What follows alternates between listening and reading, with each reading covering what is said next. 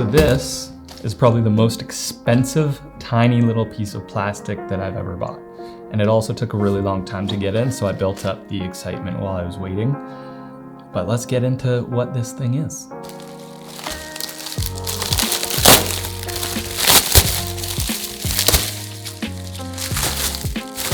It's my first thing that I've ordered from Kolari Vision, so I'm excited to try this out. This is not sponsored, but as soon as I caught wind from a few friends that this was coming out, I was very excited.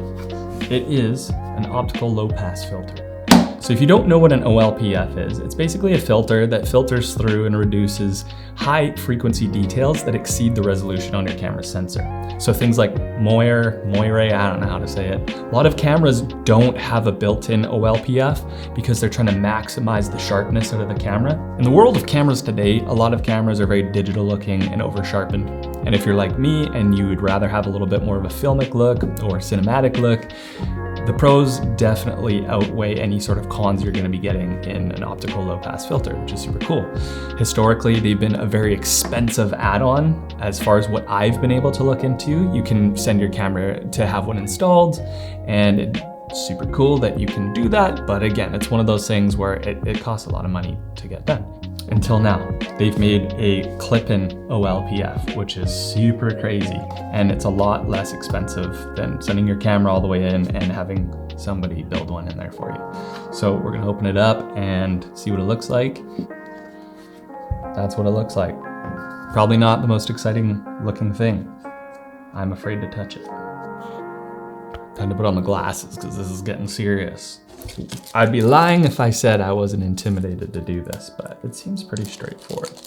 Seems like you just stick this guy on. It's like this little installation tool. There we go. There we go. Okay, this installation tool, this side up, and I'm assuming it's just pointing up, and then you drop these guys down in here.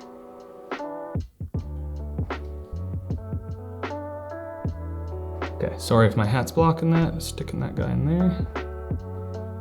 Giving it a little wiggle.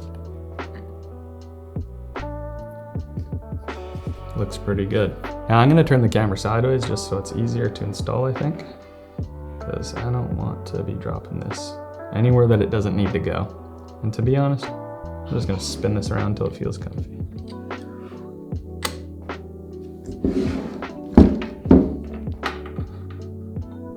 I don't know if you're gonna really pick up on anything in the studio here. It's pretty dark and dimly lit. I don't own any like crazy detailed colored Blazars or anything like that, so I have to wait to find out to a wedding. I'm gonna have to probably test this a lot more in depth, but this will give you an idea of what it looks like, and I'm gonna say.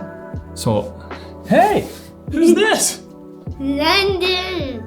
This video isn't sponsored. Looks and like it. wedding videos are very good and very alive from my dad.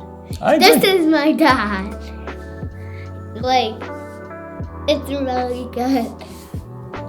I can't wait for you to see how good Daddy's stuff is, and I can't wait for my daddy to edit it. I'm just gonna let you do the video.